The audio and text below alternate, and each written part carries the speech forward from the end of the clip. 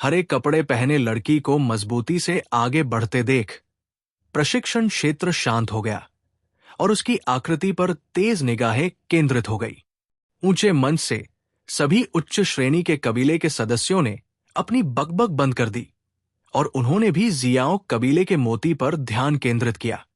Xiao झान तीनों बुजुर्गों के साथ, सभी के चेहरे पर गंभीरता थी, साथ ही जिज्ञासा का भाव भी था। वे वास्तव में जानना चाहते थे कि जियाओ कबीले में युवा पीढ़ी के नंबर एक व्यक्ति ने 1 साल के प्रशिक्षण के बाद कौन सा मुकाम हासिल किया है। यहां सभी की निगाहें उस लड़की पर टिकी हुई थी जो पत्थर के स्मारक की ओर ऐसी गति से चल रही थी जो न तो धीमी थी और न ही तेज। उसने अपना छोटा हाथ उठाया जिससे उसकी बर्फ-सी सफेद त्वचा दिखाई दे रही थी क्योंकि आस्तीन पीछे खींची गई थी। जैसे ही उसके कीमती हाथ ने पत्थर के स्मारक को धीरे से छुआ, जुनेर ने धीरे धीरे अपनी आंखें बंद कर ली क्योंकि उसकी आंतरिक डू क्यूई तेजी से मजबूत हो रही थी। आने वाली डू क्यूई को स्वीकार करते हुए हमेशा शांत रहने वाला स्मारक प्रकाश की उज्जवल किरणों से जगमगा उठा। एक सितारा डूजे। प्रशिक्षण मैदान के बीच में पत्थर के स्मारक पर चमकते इन 4 विशाल शब्दों को देखकर एक पल के लिए सभी चुप हो गए। फिर जैसे कि जाग गए हों, वे सभी जयकारे लगाने लगे। Miss जुनएर 1 star डूजे। 4 चमकीले पीले अक्षरों को देखकर आश्चर्यचकित होकर ऑपरेटर अपना सिर हिलाए बिना नहीं रह सका। हा 15 साल की डूजे। वो वास्तव में। परीक्षक की घोषणा सुनकर जियाओ जान ने हल्की सांस ली, लेकिन उसके अंतिम शब्द बुदबुदाए। तीनों बुजुर्गों ने हल्के से सिर हिलाया क्योंकि उनके चेहरे पर आश्चर्य झलक रहा था। हालांकि जियाओ यांग की 12 साल की उम्र में डूजे बनने की उपलब्धि में अभी भी थोड़ा अंतर था, लेकिन उसकी ये प्रशिक्षण गति राक्षसी मानी जा सकती है। प्रशिक्षण मैदान के बीच में जियाओ मेई, जिसकी अभी अभी सभी ने प्रशंसा की थी, वो भी पत्थर के खंभे पर 4 चमकते शब्दों को देखकर चक्कर खा गई। स्मारक को घूरते हुए उसे असहायता का एहसास हुआ। 1 स्टार डूजे बनने के लिए सिर्फ 15 साल की उम्र में उस उपलब्धि ने उसे अंधा कर दिया जिसने जुन एर से उस कौशल की उम्मीद नहीं की थी। भीड़ के अंत में जियाओ यान ने घबराहट में अपने होंठ सिकोड़े। उसने उम्मीद नहीं की थी कि जुन एर डूजे जोन में प्रवेश करेगी और 1 स्टार तक भी पहुंचेगी, जो किसी ऐसे व्यक्ति से एक पूरी श्रेणी ऊपर है जिसने अभी अभी अपने क्यूई चक्रवात को संपीड़ित किया है। प्रशिक्षण की इस गति की तुलना उस व्यक्ति से भी की जा सकती है जो अपनी प्रशिक्षण गति को बढ़ाने के लिए फाउंडेशन एलिक्सर का उपयोग कर रहा है। जुनेर ने अन्य लोगों को अनदेखा किया और अपनी भौं को इस तरह से सिकोड़ लिया जैसे कि उसे ध्यान आकर्षित करना पसंद नहीं था। फिर वो भीड़ में वापस चली गई और जियाओ यान के आश्चर्य को देखते हुए वो चंचलता से मुस्कुराई। इतना घमंड मत करो। तुम्हारी प्रतिभा के साथ ये उपलब्धि मेरी उम्मीद के मुताबिक है। अगर तुम डूजे स्तर तक नहीं पहुंचते तो मुझे बहुत आश्चर्य होता। जियाओ यान ने कंधे उचकाए और मजाक किया। ये सुनकर जुनेर का छोटा चेहरा एक पल के लिए उदास हो गया और उसने उसकी ओर देखा। जुनेर को चटाई पर बैठाते हुए जियाओ यान ऊब गया क्योंकि उसने देखा कि अन्य कबीले के सदस्य परीक्षाएं जारी रख रहे थे। ईमानदारी से कहें तो 15 वर्ष की आयु से पहले अपने डू क्यू को 7 डुआन क्यू तक प्रशिक्षित करने के लिए सफल होने के लिए अच्छी प्रतिभा की आवश्यकता होती है। हालांकि अच्छी प्रतिभा वाले लोग उतने प्रचुर नहीं हैं जितना कोई सोच सकता है, और यहां तक कि पूरे जियाओ कबीले में भी केवल 2 से 3 दसवें लोग ही सफल हो पाते हैं। जैसे जैसे समय बीतता गया, अधिक से अधिक लोगों को अयोग्य माना जाने लगा, जिससे प्रशिक्षण क्षेत्र का माहौल फीका पड़ गया। जो पास नहीं हुए वे अस्वीकार किए जाने पर उदास चेहरा दिखाते थे, लेकिन जब वे देखते थे कि दूसरे भी पास नहीं हुए तो उनके चेहरे पर हल्की मुस्कान आ जाती थी। जमीन पर बैठे जियाओ यान परीक्षा का निरीक्षण करता रहा। 100 से ज्यादा परीक्षार्थी थे, लेकिन केवल 2 लोग जियाओ मेई जैसे थे और उन्हें 8 डुआन क्यू मिले, और कोई भी 9 डुआन क्यू हासिल नहीं कर पाया। अकेले डू जे बनना तो दूर की बात है, बेशक इसमें जुन एर को शामिल नहीं किया गया। मैदान पर धीरे धीरे परीक्षार्थियों की संख्या कम होती गई और अंत में केवल जियाओ यान और कई लोग ही बचे। जल्द ही एक उदास युवा परीक्षार्थी खड़ा हुआ और ऊपर चला गया। भले ही उसे पता था कि उसके पास उत्तीर्ण होने का कोई मौका नहीं है। पिछले 1 दर्जन से ज्यादा परीक्षार्थियों के लिए हर कोई जानता था कि ये लोग कबीले के सबसे निचले पायदान पर हैं और अगर निष्पक्ष परीक्षाएं न होती तो शायद ये लोग बिना परीक्षा के ही अयोग्य घोषित कर दिए जाते। जियाओ यान नीचे पत्थर के खंभे के बगल में खड़े होकर ऑपरेटर ने मुश्किल से नाम की घोषणा की। जियाओ यांगेगे, अब आपकी बारी है, जुन एर ने धीरे से कहा। उसके कोमल छोटे हाथों ने जियाओ यान का हाथ हल्के से पकड़ रखा था। सिर को थोड़ा ऊपर उठाते हुए जियाओ यान ने अपनी आंखें खोली और प्रशिक्षण मैदान को देखा। जब उसने देखा कि उसकी असफलता की उम्मीदों से भरी निगाहें, तो वो हंसने से खुद को रोक नहीं सका। धीरे धीरे खड़े होते हुए जियाओ यान ने अपना सिर ऊंचे मंच की ओर घुमाया और जियाओ झान को देखकर मुस्कुराया। अपने बेटे को मुस्कुराते हुए आगे आते देख जियो झान ने खुशी से अपना सिर हिलाया, जबकि एक हाथ से चाय का प्याला आगे लाया और आराम से अपनी कुर्सी पर लेट गया। चुपचाप सांस लेते हुए जियो यान आत्मविश्वास से पत्थर के खंभे की ओर चला गया। उसकी आंखों में एक अजीब सी रोशनी चमक रही थी, जिसने हंसते हुए कबीले के सदस्यों की आंखें चौड़ी कर दी। जटिल निगाहों के बीच जियाओ यान आखिरकार काले स्मारक तक पहुंच गया। अपने सामने काले कपड़े पहने युवक को देखकर परीक्षक ने अंदर ही अंदर आह भरी। उस साल जब जियाओ यान ने चमत्कार किया था तो वो इसे देखने वाला पहला व्यक्ति था, लेकिन वो उस चमक के 3 साल बाद प्रतिभाशाली व्यक्ति के दुखद कदमों का भी गवाह था। अगर आज का चमत्कार नहीं होता तो ये आखिरी बार भी होगा जब इस युवा की जांच की जाएगी। प्रशिक्षण मैदान पर गहन निगाहें जियाओ यान पर केंद्रित थी, जिसका सीना धीरे धीरे ऊपर उठा और उसने अपना हाथ आगे बढ़ाया और उसे ठंडे कठोर पत्थर के खंभे पर टिका दिया। इस समय सभी ने अपनी निगाहें स्मारक पर केंद्रित कर ली। वे सभी जानते थे कि ये आखिरी बार था जब वे उस प्रतिभाशाली व्यक्ति को देखेंगे जिसने एक बार डू क्यू परीक्षा में वू टैन शहर को चौंका दिया था। चमकीले प्रकाश के चमकने से पहले पत्थर का स्मारक एक पल के लिए शांत हो गया। पत्थर के स्मारक पर चमकीले पीले रंग के शब्द थे, जिसने मैदान में सभी के दिलों को एक पल के लिए रोक दिया। डू जिली, 7 डुआन, सन्नाटा, मौत जैसा सन्नाटा। मैदान में मौजूद हर कोई स्मारक के 5 शब्दों को देखकर चौंक गया। उनके चेहरे के भाव रंगीन थे और जल्द ही पूरे मैदान में अनगिनत गहरी सांसें गूंजने लगी। काचा, ऊंचे मंच पर जियाओ झान का जेड कप धूल में मिल गया और धूल और चाय का मिश्रण उसके हाथ से टपकने लगा।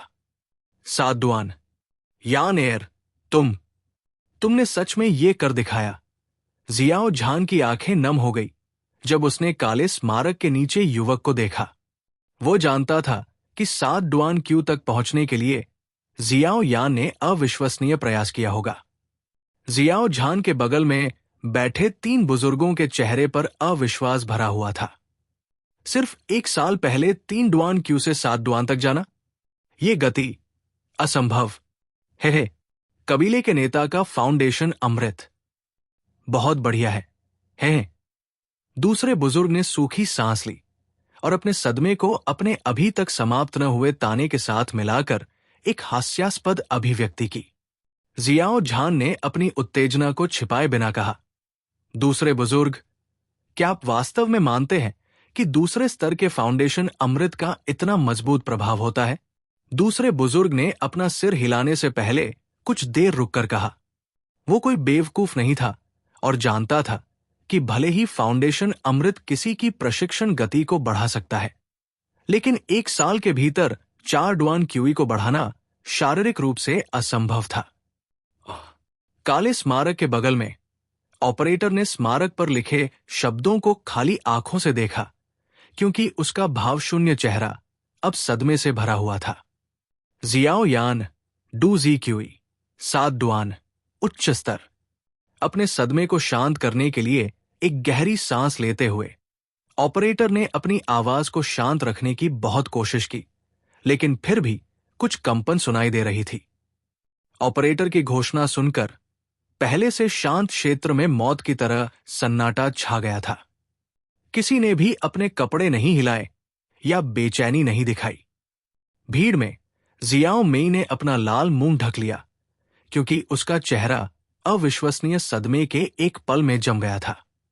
एक साल में 4 डुआन क्यूई उठाना एक मिथक की तरह था, जिसके बारे में केवल किंवदंतियों में सुना जाता है। ये एक ऐसी गति थी जो 3 साल पहले अपने चरम पर जियाओ यान भी नहीं कर सकता था। लेकिन एक अपंग से आने वाली ये पौराणिक गति उनकी आंखों के सामने प्रदर्शित हुई। जटिल भावनाओं के साथ जियाओ मेई ने काले स्मारक के बगल में युवक को देखा, जबकि उसके दिमाग में एक विचार आया। उसकी अविश्वसनीय प्रतिभा वापस आ गई है। प्रशिक्षण क्षेत्र के किनारे पर जियाओ निंग, जो जियाओ यान का अपमान करने के लिए तैयार थी, वो भी स्मारक को घूरते हुए फुसफुसा रही थी। ये कैसे संभव है? स्मारक पर सुनहरे शब्दों को देखते हुए जियाओ यान ने एक हल्की सांस ली। चारों ओर जटिल निगाहों को देखते हुए उसे वो गौरव याद आ गया जो उसने 3 साल पहले हासिल किया था। अब जब उसकी प्रशिक्षण प्रतिभा वापस आ गई थी, तो उसने एक परिपक्व दिमाग और जिद्दी दृढ़ता भी हासिल कर ली थी। उस स्मारक पर गहरी नजर डालते हुए, जिसने 1 बार नहीं, 2 बार नहीं, बल्कि 3 बार उसकी किस्मत तय की थी, जियाओ यान ने हल्की मुस्कान दी। उसका शांत और निष्क्रिय व्यवहार 3 साल पहले के उसके उल्लासपूर्ण रवैये से बिल्कुल अलग था। एक छोटी सी सांस लेते हुए जियाओ यान सभी की पैनी निगाहों के नीचे चला गया और जुन एर के बगल में बैठ गया। हालांकि जियाओ यान स्मारक से चला गया था, लेकिन पूरा मैदान अभी भी शांत था। अहम ऊंचे मंच पर जियाओ झान खुशी से खड़ा हुआ और मैदान में सभी का ध्यान आकर्षित करने के लिए खांसने लगा। परीक्षा समाप्त हो गई है। अब जो पास नहीं हुए हैं, उनके पास पहले से पास हो चुके किसी व्यक्ति को चुनौती देने का मौका है। याद रखें, केवल एक ही मौका है, जियाओ झान ने मुस्कुराते हुए कहा। यह सुनकर प्रशिक्षण क्षेत्र अव्यवस्थित हो गया। जो लोग कट ऑफ से थोड़े से चूक गए थे, उन्होंने अपनी गर्म निगाहें उन लोगों की ओर भेजी जो कट ऑफ में सफल हुए थे। चुनौतीपूर्ण निगाहों को देखकर कट ऑफ में सफल होने वाले कबीले के लोग तिरस्कार में अपना सिर उठाएंगे। 6 डुआन क्यू और 7 डुआन क्यू के बीच बहुत बड़ा अंतर था, और बिना किसी विशेष घटना के 6 डुआन क्यू वाला व्यक्ति 7 डुआन क्यू वाले व्यक्ति को छू भी नहीं सकता था। 6 डुआन क्यू के लोग ये अच्छी तरह जानते थे, लेकिन कबीले के अंदरूनी घेरे में बने रहने का ये उनका आखिरी मौका था। उन्हें चमत्कार की उम्मीद करनी होगी। जियो झान के शब्दों के साथ प्रशिक्षण क्षेत्र में माहौल ने एक अजीब मोड़ ले लिया। कट बनाने वालों पर गहरी निगाहें घूम गई और चुपचाप सबसे कमजोर प्रतिद्वंदी को चुन लिया गया। जमीन पर बैठे जियो यान ने अचानक आश्चर्य से अपनी आंखें खोली। ज्यादातर निगाहें उसी पर टिकी थी। क्या मैं किसी ऐसे व्यक्ति की तरह दिखता हूं जिसे इतनी आसानी से हराया जा सकता है? कुछ देर के सदमे के बाद जियो यान अंदर से हंसा। जियो यान गेगे ने 1 साल में 4 डुआन क्यू की छलांग लगाई। भले ही ये चौंकाने वाला हो, लेकिन ये इतना चौंकाने वाला है कि बहुत से लोग इस पर विश्वास नहीं करते। इसलिए वे सोचेंगे कि जियाओ यान सबसे आसान प्रतिद्वंदी है। उसके बगल में जुन एर ने समझाया। लापरवाही से अपने कंधों को सिकोड़ते हुए जियाओ यान ने अपने लबादे से धूल झाड़ते हुए कहा, वे इस पर विश्वास न करने का विकल्प चुन सकते हैं, लेकिन वे जान जाएंगे। जुन एर ने मुस्कुराकर सिर हिलाया। आखिरकार थोड़ी देर की शांति के बाद कोई इसे बर्दाश्त नहीं कर सका और खड़ा हो गया।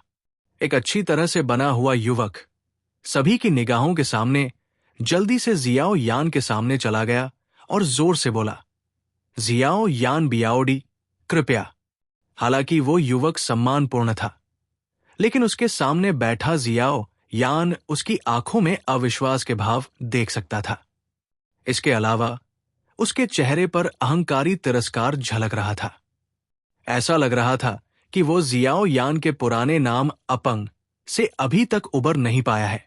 तेज चुनौती देने वाले को देखकर अन्य अयोग्य कबीले के लोगों ने अफसोस की सांस ली। ऐसा लग रहा था कि वे सभी जियाओ यान के सामने खड़े उस सुगठित युवक से ईर्ष्या कर रहे थे। जियाओ यान ने युवक की जांच करते हुए अपनी आंखें सिकोड़ ली। भले ही वो कबीले के सभी लोगों को नहीं जानता था, लेकिन उसके सामने खड़े युवक के बारे में उसकी काफी धारणा थी। अगर उसकी याददाश्त सही थी तो उस युवक का नाम जियाओ के था और वो पहले बुजुर्ग का समर्थक था। आमतौर पर वो एक छोटे गुर्गे की तरह जियाओ निंग के पीछे चलता था, और जब जियाओ यान प्रतिभा से गिर गया तो जियाओ के ने कभी भी उस पर दया नहीं दिखाई और इसके बजाय जियाओ यान की गरिमा को रौंद दिया। पुरानी यादों को याद करते हुए जियाओ यान का मुंह एक खतरनाक कोण पर मुड़ गया। मुस्कुराते हुए जुन एर को देखने के लिए मुड़ते हुए जियाओ यान ने सिर हिलाते हुए मुस्कुराते हुए कहा, ठीक है, मैं स्वीकार करता हूं। यह देखकर कि जियाओ यान ने कितनी आसानी से जवाब दिया, जियाओ के की भौहें सिकुड़ गई और उसके दिल में डर की भावना घुस गई। सूखी निगलते हुए जियाओ के को अपनी लापरवाही पर पछतावा होने लगा। हालांकि उसे कुछ हद तक पछतावा था, जियाओ के पीछे नहीं हट सकता था और उसे आगे बढ़ना था। कोई रास्ता नहीं। 1 साल में 4 डुआन क्यों जुटाना असंभव है। इस आदमी ने सबको बेवकूफ बनाने के लिए कोई तरीका अपनाया होगा। मैं निश्चित रूप से उसे हरा सकता हूं। खुद को बिना कुछ कहे प्रोत्साहित करने के बाद जियाओ के मुस्कुराया। फिर मैं देखूंगा कि जियाओ यान बियाओदी कितना मजबूत है। जियाओ यान मुस्कुराया और कुछ नहीं बोला। खड़े होकर वो प्रशिक्षण मैदान के केंद्र में चला गया और जियाओ के को अपने पीछे आने का इशारा किया। शांत जियाओ यान को देखकर जियाओ के का दिल धड़क उठा और उसे अब इतना यकीन नहीं था। जोर से मुस्कुराते हुए वो कठोर कदमों से मैदान में चला गया। मैदान में 2 लोगों के साथ जो लोग पास नहीं हुए थे, उनकी गणना करने वाली निगाहें भी जल्दी से मैदान में 2 लोगों पर चली गई। ऊंचे मंच पर जियो झान ने एक रुमाल लिया जो उसके पास लाया गया था और अपनी आंखों में तनाव की भावना के साथ प्रशिक्षण क्षेत्र को ध्यान से देखते हुए अपने हाथ से बची हुई चाय को साफ किया।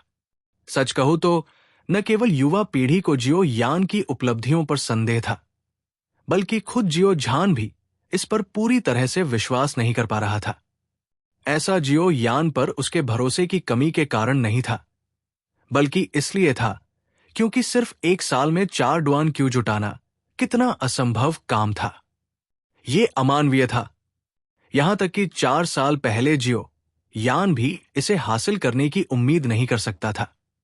ये उपलब्धि कितनी अविश्वसनीय थी। इस वजह से कोई भी उनकी बातों पर विश्वास नहीं कर सकता था। लेकिन चाहे वो नकली हो या असली, चाहे दूसरे लोग उस पर विश्वास करें या न करें, एक बार जियो यान लड़ेगा तो उसकी असली ताकत सामने आ जाएगी। उस समय हर किसी के विचारों की पुष्टि या खंडन होगा। जियो झान के अलावा तीनों बुजुर्गों की सांसें तेज हो गई, क्योंकि उनके हाथ अपनी अपनी कुर्सियों पर गहरे हाथ के निशानों को पकड़ रहे थे और उनकी उलझी हुई आंखें प्रशिक्षण क्षेत्र को घूर रही थी। हरे रंग के रॉकिंग ट्रेनिंग फील्ड में हर किसी की नजर ट्रेनिंग फील्ड के अंदर मौजूद दोनों पर टिकी हुई थी। एक बार जब जियाओ यान जियाओ के से लड़ता तो सब कुछ साफ हो जाता। ये निश्चित रूप से नकली है। ट्रेनिंग फील्ड के किनारे पर जियाओ निंग ने अपने सूखे होठों को चाटा और गुस्से से फुसफुसाया, ये नकली होना चाहिए ना। भीड़ के बीच जियाओ मेई ने अपने होंठ काटे। उसे यकीन नहीं हो रहा था कि 3 साल से अपंग युवक के पास इतनी बड़ी उपलब्धि होगी। एक के बाद एक घूरने के बीच ट्रेनिंग फील्ड में जियाओ यान और जियाओ के ने पहले ही अपने औपचारिक अनुष्ठान इशारे पूरे कर लिए थे और लड़ने वाले थे। जियाओ के दोनों हाथ ऊपर की ओर झुके हुए थे, क्योंकि हल्की डू क्यूई उसके हाथों के चारों ओर घूमने लगी थी। एक गहरी सांस लेते हुए जियाओ के ने जमीन पर जोर से पैर पटका और जियाओ यान की ओर दौड़ना शुरू कर दिया। निम्न स्तर की लड़ाइयों में कोई जटिल इशारे नहीं होते और वे सबसे सरल हमलों से बने होते थे। विभाजनकारी पर्वत हाथ। जियाओ यान के पास पहुंचते ही जियाओ के दाहिने हाथ ने जल्दी से डू क्यू को पकड़ लिया और जियाओ यान की छाती पर पहुंच गया। स्प्लिटिंग माउंटेन हैंड, एक मध्यम हुआंग डू तकनीक जो केवल 5 डुआन क्यू और उससे ऊपर के कबीले के सदस्यों के लिए उपलब्ध थी। हवा के झोंके के साथ जियाओ यान के चेहरे पर लटके हुए बाल उड़ गए और एक जोड़ी काली आंखें दिखाई देने लगी। पलक झपकाते हुए जियाओ यान ने अपनी आंखें सिकोड़ ली और हमेशा नजदीक आते हाथ को देखा। जब हाथ आखिरकार जियाओ यान के कंधे पर पहुंचा तो जियाओ यान ने आसानी से बाईं ओर एक कदम बढ़ाया। 1 साल के शारीरिक प्रशिक्षण के साथ जियाओ यान की प्रतिक्रियाएं अविश्वसनीय रूप से तेज थी। केवल एक कदम के साथ जियाओ यान ने जियाओ के हमले से बच निकला। उसी समय जियाओ यान ने अपने शरीर को हल्के से घुमाया, क्योंकि उसका हाथ जियाओ के हाथ से होते हुए जियाओ के कंधे तक पहुंच गया और जियाओ के कंधे पर चला गया, जैसे कि वो किसी पेड़ से एक पत्ता तोड़ रहा हो। Shatter rock hand. Shatter rock hand एक कम हुआंग लेवल डू तकनीक जिसे सीखने के लिए केवल 3 डुआन क्यू की आवश्यकता होती है। पेंग, एक धीमी आवाज हुई जब जियाओ यान का हाथ जियाओ के कंधे पर मजबूती से टिका, जिससे जियाओ के का लाल चेहरा पीला पड़ गया। एक धीमी सी घुरघुराहट के साथ वो धीरे धीरे पीछे की ओर बढ़ा और आखिरकार अपने पैरों में ताकत खो बैठा और कछुए की तरह जमीन पर गिर पड़ा। पूरा मैदान खामोश था। जियाओ की हार ने कई बातें साबित कर दी। अपने प्रतिद्वंद्वी को एक ही हमले में परास्त करके जियाओ यान ने ऊबकर अपना सिर हिलाया। इस तरह का प्रतिद्वंद्वी जियाओ यान के लिए चुनौती भी नहीं था। ऑक्टेन ब्लास्ट का जिक्र न करते हुए जियाओ यान ने अभी तक अपनी आधी ताकत भी इस्तेमाल नहीं की थी। बेशक जियाओ यान की ऊब के विपरीत मैदान में मौजूद हर कोई हैरान था। उनमें से कई ने धीरे धीरे अपनी आंखें बंद कर ली, क्योंकि जियाओ यान को जियाओ के को आसानी से हराने के लिए कम से कम 7 डुआन क्यूई होना चाहिए था, जो 6 डुआन क्यूई था। उस बारे में सोचते हुए जियाओ यान का पिछला राक्षसी प्रदर्शन सच साबित हुआ। सिर्फ 1 साल में 4 डुआन क्यूई जुटाना, उसका नतीजा चमत्कार के भीतर एक चमत्कार था। ऊंचे मंच पर जियाओ झान ने एक गहरी सांस ली, क्योंकि उसके दिल से एक भार उतर गया था। यह सच है, 7 डुआन क्यूई। पराजित जियाओ के को देखकर जियाओ मेई के छोटे हाथ ने उसके लाल होठों को ढक दिया, क्योंकि वो मदद नहीं कर सकती थी, लेकिन हाँफ रही थी। काले कपड़े पहने युवक को अपनी पीठ के पीछे हाथ बांधे देखकर पूरा मैदान फिर से शांत हो गया। ऊंचे मंच पर जियाओ झान की मुस्कान धीरे धीरे चौड़ी होती गई और आखिरकार वो खुद को जोर से हंसने से नहीं रोक सका। जियाओ झान की हंसी सुनकर तीनों बुजुर्गों ने एक दूसरे को देखा और आह भरी। हालांकि उन्होंने जियाओ यान के खिलाफ कुछ और करने की कोशिश नहीं की। जियाओ यान द्वारा प्रदर्शित क्षमता ने उन्हें हार का एहसास कराया। 1 साल में 4 डुआन क्यूई कुछ ऐसा था जो किसी को भी चौंका देगा। उनके बेटे और पोते कभी भी उस गति की उम्मीद नहीं करेंगे। हल्के दिल से जियाओ झान ने घोषणा करते हुए ताली बजाई। जियाओ के जियर हार गया है। उम्मीद है कि आप कड़ी मेहनत करना जारी रखेंगे। टीएल जियर चीनी में भतीजा है। प्रशिक्षण क्षेत्र में पीले चेहरे वाले जियाओ के ने घोषणा सुनी और निराशा में अपना सिर झुका लिया। अपने से कुछ ही दूर काले कपड़े पहने युवक को देखते हुए उसे याद आया कि कैसे उसने 1 साल पहले उसी व्यक्ति का अपमान किया था, उसे अपंग कहा था। अब 1 साल बाद अपंग कबीले के शीर्ष के काफी करीब था और उससे बहुत ऊपर था। इस अत्यधिक अंतर ने जियाओं को कुछ महीने पहले हॉल में सुने गए शब्दों को याद दिलाया। 30 साल पूर्व, 30 साल पश्चिम। तो मुझे धमकाने की हिम्मत मत करो, क्योंकि मैं अब गरीब हूं। एक कड़वी मुस्कान के साथ अपना सिर हिलाते हुए जियाओं के कुछ कठिनाई से उठे। जियाओ यान को थोड़ा सा झुकाते हुए जियाओं के की आवाज में पहले से सारा अहंकार खो गया था। जियाओ यान बियाओदी, तुम जीत गए। तुम्हारे ठीक होने पर बधाई। सिर हिलाते हुए जियाओ यान की नजर धीरे धीरे प्रशिक्षण क्षेत्र में घूम गई और जो लोग उसकी काली पुतलियों से मिले उन्होंने घबराहट और बेचैनी के साथ अपनी नजरें फेर ली। उसकी नजर जियाओ मेई पर रुकी जो उसे घूर रही थी। जियाओ यान ने अपना चेहरा उन कबीले के लोगों की ओर घुमाया जो आगे नहीं बढ़ पाए और मुस्कुराते हुए पूछा, क्या कोई और है जो मुझे चुनौती देना चाहेगा? जियाओ यान को देखते हुए जियाओं के ऊपर जाने से पहले जियाओ यान को चुनौती देने के लिए उत्सुक कबीले के लोगों ने अपना मुंह बंद कर लिया और आसमान की ओर देखने लगे, जैसे कि जियाओ यान के शब्दों का उनसे कोई लेना देना नहीं था। उनमें से कोई भी ऊपर जाकर दूसरा चुनौती देने वाला नहीं बनना चाहता था। मूर्ख बनने का नाटक करने की बचकानी हरकतों को देखते हुए जियाओ यान ने हल्के से कंधे उचकाए और वापस चला गया। जियाओ यान को अपने बगल में बैठा देखकर जुनेर ने मैदान की जांच करते हुए मुस्कुराया। अपने बालों की एक लट उठाकर उसे घुमाते हुए उसने फुसफुसाते हुए कहा, जियाओ यान गेगे, 3 साल पहले वे तुम्हें इस तरह देखते थे। 3 साल पहले मैं उनकी सम्मानजनक और भयभीत निगाहों से उत्साहित होता, लेकिन आज मुझे कुछ भी महसूस नहीं होता। जियाओ यान ने अपनी नाक को छुआ और हंसा। तो जियाओ यान गेगे परिपक्व हो गई है। जुनेर ने चंचलता से अपनी आंखें झपकाई। तुमसे ज्यादा परिपक्व नहीं। कभी कभी मुझे ऐसा लगता है कि तुम्हारे अंदर 1000 साल का राक्षस छिपा है। एक लड़की द्वारा परिपक्व कहे जाने पर जियाओ यान हंसे बिना नहीं रह सका। जुनएर के सिर को सहलाते हुए उसने मुस्कुरा दिया।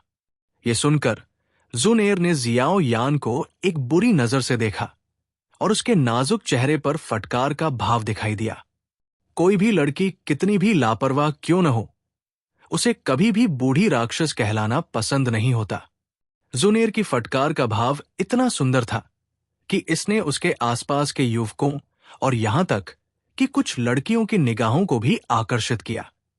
वो बदमाश, बहुत घमंडी जियाओ निंग दूसरों की तरह जुनेर की फटकार के भाव से भी आकर्षित हुआ, लेकिन जुनएर और जियाओ यान के बीच अंतरंग बातचीत को देखकर उसके भीतर ईर्ष्या की ज्वाला जल उठी। उसकी ईर्ष्या ने उसके तर्क को ढक दिया, क्योंकि उसने सोचा कि पूरे कबीले में केवल वही जुनएर की बराबरी कर सकता है। लेकिन पीछे मुड़कर सोचने पर उसे एहसास हुआ कि चाहे वो कुछ भी करे, जुनएर शायद ही कभी मुस्कुराती थी। दूसरी ओर जियाओ यान, जो एक अपंग था, हमेशा जुनएर को हंसा सकता था। उनके बीच के अंतर ने जियाओ निंग को गुस्से में अपने दांत कुचलने पर मजबूर कर दिया। बच्चा, मैं अभी तुम्हें घमंडी रहने दूंगा, लेकिन जब वयस्कता समारोह आएगा तो मैं तुम्हें जुनएर के सामने अपने गिरे हुए दांत ढूंढने पर मजबूर करूंगा। अपने हाथों को कसते हुए जियाओ निंग ने क्रॉस लेग जियाओ यान को एक ठंडी नजर से देखा। भले ही जियाओ निंग पिछले साल जियाओ यान की प्रशिक्षण गति से भी हैरान था, लेकिन वो अपने घमंडी व्यवहार को नहीं बदल सका जिसका वो आदी था। इसके अलावा जियाओ निंग पूरे कबीले में एकमात्र पुरुष होने के नाते जिसकी तुलना जुनएर से मुश्किल से की जा सकती थी। जियाओ यान के अचानक प्रदर्शन से खतरे का एहसास हुआ। इससे पहले कि वो मजबूत हो जाए, मैं उसे बेरहमी से पीटूंगा। सबसे अच्छी स्थिति यह है कि पिटाई से उस पर निशान रह जाएगा और वो अपनी ट्रेनिंग से टूट जाएगा। अपने बुरे विचारों के बारे में सोचते हुए जियाओ निंग के मुंह के कोनों में मुस्कान आ गई। भले ही जियाओ यान 7 डुआन क्यूई पर था, जियाओ निंग अभी भी अपने 8 डुआन क्यूई पर आश्वस्त था। आखिरकार 7 डुआन क्यूई के बाद क्यूई के प्रत्येक डुआन में उनके बीच बहुत बड़ा अंतर था। जुनेर के साथ धीमी आवाज में बात करते हुए जियाओ यान की नजर प्रशिक्षण क्षेत्र के किनारों पर घूमी और जियाओ निंग के चेहरे पर मुस्कान देखी। एक पल के लिए सोचते हुए जियाओ यान को एहसास हुआ कि मुस्कान किस बारे में थी और खुद भी मुस्कुराया, ये सोचते हुए कोई व्यक्ति जो अपनी भावनाओं को भी नहीं छिपा सकता, वो बिल्कुल भी जोखिम नहीं उठा सकता। जियाओ के जियाओ यान से हारने के बाद किसी और ने जियाओ यान को चुनौती देने की हिम्मत नहीं की। जो बैठा हुआ था और जो कबीले के सदस्य योग्य नहीं थे, उन्होंने दूसरों पर नजरें गड़ा दी। लेकिन चुनौतियों के 1-2 दौर के बाद केवल 2 लोग भाग्य और परिचित डू तकनीकों पर भरोसा करते हुए अपने प्रतिद्वंद्वी को हराने और आने वाले युग समारोह के लिए अर्हता प्राप्त करने में सक्षम थे। धीरे धीरे शांत हो रहे प्रशिक्षण क्षेत्र को देखते हुए मुस्कुराते हुए जियाओ झान खड़े हुए और अगले महीने होने वाले आने वाले युग समारोह के बारे में कुछ सूचनाओं के साथ परिणामों की घोषणा की। धीरे धीरे खड़े होकर जियाओ यान ने मंच पर खुश जियाओ झान की ओर मुस्कुराया, जबकि जियाओ झान अपने योग्य बेटे को अंगूठा दिखाने में कंजूसी नहीं कर रहा था। अपने कपड़ों से धूल झाड़ते ही जियाओ यान को एक सुगंधित गंध महसूस हुई। अपनी भौहों को थोड़ा सिकोड़ते हुए जियाओ यान ने अपना सिर उठाया और जियाओ मेई को अपने सामने खड़ा देखा और पूछा, क्या तुम्हें कुछ चाहिए? जियाओ यान के चेहरे पर उदासीनता और ठंडक देखकर जियाओ मेई की हिम्मत डगमगा गई और उसने मुस्कुराते हुए कहा, जियाओ यान बियाओदी, बधाई, धन्यवाद। थोड़ा सिर हिलाते हुए जियाओ यान ने अपने बगल में जुन एर की ओर देखा। जियाओ यान बियाओदी, मेरे पिता कल डू टेक्निक हॉल में व्यक्तिगत रूप से एक उच्च हुआंग स्तर की डू टेक्निक सिखाएंगे। क्या तुम मेरे साथ आना चाहोगे? जियाओ मेई मुस्कुराई और एक महिला के आकर्षण और एक युवा की नाजुकता के उसके संयोजन ने एक अनूठा प्रश्न बनाया। ये सुनकर जियाओ यान की भौहें थोड़ी ऊपर उठ गई। ठीक उसी समय जब जियाओ यान जियाओ मेई को अस्वीकार करने का बहाना ढूंढने वाला था, एक पीला सफेद हाथ फिसलकर उसके हाथ से जा टकराया। चौंक कर जियाओ यान ने पीछे मुड़कर देखा तो जुन एर मुस्कुरा रही थी। वास्तव में खेद है जियाओ मेई बियाओजी, जुन एर ने पहले ही जियाओ यान गेगे को कल मेरे साथ वू टैन सिटी जाने के लिए आमंत्रित किया है और इसलिए वो जियाओ मेई बियाओजी के साथ डू टेक्निक हॉल नहीं जा सकता। स्तब्ध निगाहों के सामने जुन एर ने जियाओ यान की बाह पकड़ ली, जबकि उसके नाजुक चेहरे पर माफी का भाव था। जुन एर की बातें सुनकर जियाओ मेई रुकी और अपने विचारों को ध्यान से तौला। अगर कबीले में कोई और लड़की होती तो जियाओ मेई को भरोसा था कि वो अपनी खूबसूरती और प्रतिभा के आधार पर शीर्ष पर आ सकती है, लेकिन जुन एर के सामने जियाओ मेई केवल हार मान सकती थी। ये देखकर कि जियाओ यान का चेहरा भाव शून्य था, जियाओ मेई ने आत्महीनता वाली मुस्कान दी और हार मानकर ही वहां से चली गई। प्रशिक्षण क्षेत्र में मौजूद भीड़ जियाओ यान को घूर रही थी, जिस पर जुन एर झुकी हुई थी और उन सभी को ईर्ष्या की भावना महसूस हुई। जुन एर, जो पूरे कबीले का सबसे चमकीला मोती है, किसी दूसरे पुरुष के साथ इतनी नजदीक कब आई थी? जियाओ मेई को अजीब तरह से दूर जाते हुए देखकर जियाओ यान दंग रह गया और मुस्कुराते हुए जुन एर को देखने के लिए अपना सिर घुमाया। उसने ताना मारा, लड़की, तुम क्या कर रही हो? जुन एर अभी भी जियाओ यान की बाह पर लटकी हुई थी। उसने घूरती भीड़ पर नजर डाली और मासूमियत से कहा, क्या जियाओ यान गेगे वैसे भी उसे अस्वीकार करने वाला नहीं था? ये सुनकर जियाओ यान ने अपनी आंखें घुमाई। उसके दिमाग में जो बहाना था वो जुन एर के बहाने से बिल्कुल अलग था। जियाओ मेई के चेहरे पर अजीब भाव को याद करते हुए जियाओ यान ने असहाय होकर अपना सिर हिलाया और सोचा, क्या जुन एर ने जानबूझकर ऐसा किया? बस इतना है कि जुन एर को यह पसंद नहीं है कि वो कितनी जल्दी बदल गई। हाँ, एक साथ जू तकनीक सीखने के लिए डू तकनीक हॉल जा रहे हैं। उसने पिछले 3 सालों में आपको कभी आमंत्रित नहीं किया। जुन एर ने जियाओ यान को धीरे धीरे प्रशिक्षण क्षेत्र से बाहर खींच लिया और उसने अपने आसपास की निगाहों को अनदेखा कर दिया। उसी समय उसने कुछ ऐसे शब्द बुदबुदाए जो केवल जियाओ यान सुन सकता था। ऐसा लगता है कि उसे वास्तव में ये पसंद नहीं आया कि जियाओ मेई कितनी जल्दी बदल गई। हल्के से कंधे उचकाते हुए जियाओ यान ने कड़वी मुस्कान के साथ जुन एर से सहमति जताई। 3 साल पहले जियाओ मेई उसके काफी करीब थी, लेकिन जब जियाओ यान को अपंग की उपाधि मिली तो वो देख पाया कि जियाओ मेई कितनी यथार्थवादी थी। जियाओ यान और जुन एर को मैदान से बाहर जाते देख जियाओ निंग का चेहरा तमतमा गया, जबकि उसके हाथ इतने जोर से मुड़े हुए थे कि हड्डियां टूटने की आवाजें सुनाई दे रही थी। उसकी ईर्ष्या ने उसकी आंखों को थोड़ा लाल भी कर दिया। बेटे, अब से 1 महीने बाद मैं तुम्हारे सारे दांत तोड़ दूंगा। जियाओ निंग ने गुस्से में प्रशिक्षण मैदान से बाहर निकलते हुए ये शब्द उगल दिए। ऊंचे मंच पर जियाओ झान जाने ही वाला था कि उसने ये दृश्य देखा और जुन एर और जियाओ यान को ध्यान से देखा, जबकि उसकी आंखों में चिंता की झलक दिखाई दी। यान एर, वह क्या उसे जुनेर पसंद है? जुन एर की पृष्ठभूमि नालन यानरान भी उसकी तुलना नहीं कर सकती। प्रतिभाशाली स्तर की प्रतिभा के साथ भी उसके पीछे की शक्ति द्वारा अनुमोदित होना बेहद मुश्किल होगा। कुछ देर सोचने के बाद जियाओ झान ने धीरे से जाते हुए एक आह भरी। चलते समय जियाओ यान अचानक से बेहोश हो जाता था, क्योंकि उसे याद आता था कि अभी क्या हुआ था।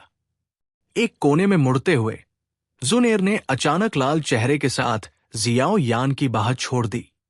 अपने गालों को बाहर निकालते हुए उसने जियाओ यान को आरोप लगाते हुए देखा। आगे बढ़ने की अपनी गति खोते हुए जियाओ यान को समझ में नहीं आ रहा था कि क्या करे, और यहां तक कि बिना किसी कारण के आहे भी भर रहा था। जुन एर की बात सोचते हुए उसकी नजर जुन एर पर चली गई। जियाओ यान की खाली निगाह को महसूस करते हुए जुन एर का छोटा सा चेहरा लाल हो गया और उसके हाथ सहज रूप से ऊपर उठे और उसने कहा, जियाओ यान गेगे, तुम। अहम अहम। अपनी स्तब्धता से जागते हुए जियाओ यान ने हिंसक रूप से खांसी की, जबकि उसका चेहरा अस्वस्थ लाल हो गया और उसने सोचा, मैं अपनी बहन के बारे में ऐसा सोचने के लिए कब इतना गिर गया? भले ही जुन एर और जियाओ यान के बीच कोई वास्तविक रक्त संबंध नहीं था, लेकिन वे दोनों 1 दशक से अधिक समय तक एक दूसरे के साथ रहे और उनका रिश्ता रक्त भाई या बहन के रिश्ते से ज्यादा खराब नहीं था। यह आश्चर्य की बात नहीं थी कि जियाओ यान ने पहले से ही जुन एर को अपनी छोटी बहन के रूप में सोचा था, और जब उसे एहसास हुआ कि वो क्या सोच रहा था, तो उसे खुद के प्रति अपराध बोध और घृणा महसूस हुई। उस अचानक एहसास के साथ माहौल काफी अजीब हो गया। जुन एर ने अपना सिर नीचे कर लिया और उसकी हमेशा की तरह शालीनता की जगह एक लड़की की शर्मिंदगी ने ले ली। कभी कभी वो अपनी नजर को जियाओ यान के चेहरे की तरफ देखने के लिए झुकाती थी, जो सीधे आगे देख रहा था। अजीब माहौल में बहुत लंबा रास्ता नहीं था, जो एक महान विजय की तरह लग रहा था, जिसे अंत तक पहुंचने में हमेशा लग रहा था। बेशक विजय कितनी भी लंबी क्यों न लगे, इसका एक अंत था, जहां रास्ता 2 दिशाओं में विभाजित हो गया। यहां जियाओ यान ने धीरे से अलविदा कहा और भागने लगा। जियाओ यान गेगे। घबराए हुए जियाओ यान को देखकर जुन एर दंग रह गई और फिर उसने आवाज लगाई, हाँ। रुककर जियाओ यान ने पीछे देखा और जुन एर को एक विलो के नीचे खड़ा देखा और उसका दिल फिर से तेजी से धड़कने लगा।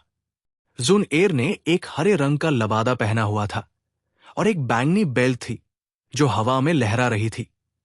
वो और उसके पीछे विलो एक ऐसी तस्वीर बना रहे थे जो सांसारिक नहीं लग रही थी।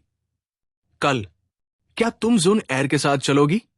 विलो की शाखाओं के नीचे लड़की के नाजुक चेहरे पर लाली छा गई थी और उसके जेद दांत उसके गुलाबी होंठों को काट रहे थे। एक जोड़ी खूबसूरत आंखें जियाओ यान को प्रत्याशा के संकेत के साथ देख रही थी। यह विश्वास करना कठिन था कि सुंदर जुन एर ऐसी लड़कियों वाली बातें बोल सकती है। उसके आकर्षण ने जियाओ यान के दिमाग को फिर से भटका दिया। खुद की फिर से आलोचना करते हुए जियाओ यान ने दबी हुई आवाज में जवाब दिया। इसके बाद वो जुन एर की मुस्कुराती निगाहों के नीचे भाग गया। जियाओ यान को जाते हुए देखकर जुन एर ने हंसते हुए अपना मुंह ढक लिया। फिर उसने अपनी भौहें सिकोड़ी और पास ही के एक तालाब में चली गई। तालाब में प्रतिबिंब में एक सुंदर चेहरा दिखाई दिया, जिसकी आंखें चमकीली थी और दांत सफेद थे। उसके हर हाव भाव में एक अवर्णनीय आकर्षण था, जो किसी को भी अपनी ओर खींच लेता था। बहुत सुंदर। एक चक्कर लगाते हुए जुन एर के होठों पर एक संतुष्ट मुस्कान दिखाई दी। कुछ ही दूरी पर कुछ युवा पुरुष जो बाहर के रोमांच के बाद कबीले में वापस आए थे, अपने मुंह खोले हुए रुके। उनकी आंखों में आश्चर्य दिखाई दे रहा था, जबकि वे मूर्खतापूर्ण तरीके से विलो के नीचे लड़की को देख रहे थे। अपने कमरे में वापस आकर जियो यान ने दरवाजा बंद करते हुए एक गहरी सांस ली। माथे पर जमे ठंडे पसीने को पोंछते हुए वो कड़वाहट से मुस्कुराया। ये लड़की जब बड़ी हो जाएगी तो वो नीलामी में या फी से भी अधिक सुंदर होगी। अपनी मेज पर बैठते हुए जियो यान ने एक घूंट चाय पी, जबकि उसका दिमाग अभी भी जुन एर से भरा हुआ था। जुन एर की आंखों को याद करते हुए जियो यान को अचानक अपने दिल में जलन महसूस हुई। अपना सिर हिलाते हुए जियो यान ने खुद को कमीने को कोसा और आखिरकार शांत हो गया। अपनी दुखती हुई भुजाओं को झुलाते हुए जियो यान अपने कमरे के कोने में गया और लकड़ी का बेसिन निकाला, जो फाउंडेशन एलिक्सर से भरा था, और जल्दी से उसमें कूद गया। ठंडे पानी की धार उसकी त्वचा पर पड़ने से जियो यान के शरीर में एक मध्यम गर्मी फैल गई और धीरे धीरे उसकी थकान दूर हो गई। जैसे जैसे लहरें बनती गईं, जियाओ यान आलस से लकड़ी के बेसिन के किनारे लेट गया और उसकी सांस धीमी और शांत हो गई। आज प्रशिक्षण मैदान में सभी के चेहरे पर जो आश्चर्य था, उसे याद करते हुए जियाओ यान के चेहरे पर मुस्कान आ गई। ताकत इस दुनिया में सबसे महत्वपूर्ण चीज। अपनी कनपटियों को रगड़ते हुए एक ठंडा लेकिन सुंदर चेहरा अप्रत्याशित रूप से उसके दिमाग में आया। ये था नालन यानरान का। अपनी आंखें सिकोड़ते हुए जियाओ यान ने बड़बड़ाया, 2 और साल? बेहतर होगा कि तुम तैयार हो जाओ, क्योंकि मैं तुम्हें ढूंढूंगा। अगर शब्दों में ठंडक न होती तो कोई भी ये मान लेता कि जियाओ यान के शब्द किसी प्रेमी के लिए थे, न कि किसी कट्टर प्रतिद्वंद्वी के लिए। मुख्य हॉल में नालन यानरान के घमंडी रवैये और वाक्यांशों को याद करते हुए जियाओ यान के हाथ धीरे धीरे मुट्ठी में बंध गए। उसने जो शर्म महसूस की, वो उसके अंदर अंकित हो गई। मैं आराम भी नहीं कर सकता। वो व्यक्ति, भले ही वो घमंडी हो, लेकिन मिस्टी क्लाउड्स के गुट के नेता द्वारा उसे अपने साथ ले लिया गया है। उसकी प्रतिभा और क्षमता इतनी भी खराब नहीं होनी चाहिए। जियाओ यान के होठों पर एक ठंडी मुस्कान आ गई। एक गहरी सांस लेते हुए जियाओ यान को एहसास हुआ कि हर बार जब वो नालन यानरान के बारे में सोचता है, तो उसके पास एक नई ताकत होती है, जो उसे उसकी सीमाओं तक धकेल देती है। उसने जल्दी से अपनी आलसी मुद्रा को त्याग दिया और लकड़ी के बेसिन के भीतर सीधा बैठ गया। प्रशिक्षण शुरू करने के लिए अपने दिमाग से धीरे धीरे सभी विचारों को बाहर निकालने से पहले उसके हाथ एक प्रतीक बनाने के लिए मुड़े। उस दिन की परीक्षा के बाद से जियाओ यान स्पष्ट रूप से महसूस कर सकता था कि कबीले के लोगों द्वारा उसे भेजी गई निगाहें अब उपहास से भरी नहीं थी, बल्कि सम्मान से भरी थी। इन नई निगाहों के लिए जो उसने 3 साल पहले ही अनुभव की थी, जियाओ यान शांत और भावहीन था, बिना खुद पर गर्व किए, क्योंकि वो कितना सम्मानित था। परीक्षा समाप्त होने के अगले दिन जियाओ यान अपनी बात पर कायम रहा और शहर और पहाड़ों दोनों जगहों पर घूमने के लिए जुन एर के साथ गया। अपने पिता जियाओ झान के अलावा जुन एर जियाओ यान के कबीले में सबसे करीबी व्यक्ति था और इसलिए जियाओ यान उसके किसी भी अनुरोध को अस्वीकार नहीं कर सकता था। एक आरामदायक दिन के बाद जियाओ यान का जीवन अपनी शांत और व्यवस्थित स्थिति में लौट आया। वो सुबह पहाड़ों के पीछे डू तकनीक का अभ्यास करता था, फिर अपने कमरे में वापस आकर बाकी समय डू क्यूई को प्रशिक्षित करता था और कभी कभी जुन एर और अपने पिता के साथ बातचीत करता था। उसका जीवन सरल और व्यवस्थित था। इस अवधि के दौरान जियाओ यान कबीले के चारों ओर घूमते समय कभी कभी जियाओ मेई से मिलता था, और जब वो जियाओ यान बियाओगे की कोमल गुनगुनाहट सुनता था तो वो मुस्कुराता था और भागने के कुछ बहाने बनाता था। जिन लोगों ने उसे कठिनाई के वर्षों में छोड़ दिया था, उनके प्रति जियाओ यान कभी भी उनके करीब नहीं रहा। वो जानता था कि जो लोग अचानक उसकी पुनर्जन्म वाली प्रतिभा के कारण उसके प्रति सम्मानपूर्ण और मित्रवत हो गए थे, वे उस क्षण एक ठंडे अजनबी की तरह व्यवहार करेंगे जब वो अपनी प्रतिभा खो देगा। इस तरह की पीठ में छुरा घूमपना, एक बार इसका अनुभव करना ही काफी था। धीरे धीरे 1 महीने का समय बीत गया और जियाओ कबीले के वयस्क होने के समारोह से पहले केवल 7 दिन बचे थे। हालांकि परीक्षा से लेकर वयस्क होने के समारोह से पहले 7 दिन तक काफी समय बीत चुका था, फिर भी जियाओ यान की 8 डुआन क्यूई तक पहुंचने की इच्छा अभी भी पूरी नहीं हुई थी, जिसने उसे निराश कर दिया।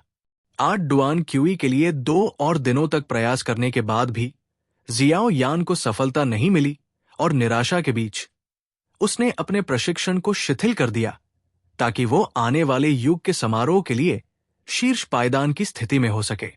लेकिन जब उसने सोचा कि उसे सफलता पाने और 8 डुआन क्यूई में कूदने की कोई उम्मीद नहीं है, तो एक दिलचस्प आश्चर्य हुआ। आने वाले युग के समारोह से 2 दिन पहले की रात के दौरान जियाओ यान, जो गहरी नींद में था, अचानक उछल पड़ा जैसे कि वो स्वप्न में चल रहा हो, और अपने कपड़े उतारने से पहले ही वो लकड़ी के बेसिन में कूद गया जिसमें मुश्किल से कोई फाउंडेशन अमृत बचा था। आधी रात तक संघर्ष करने के बाद जियाओ यान ने आखिरकार अपनी आंखें खोली।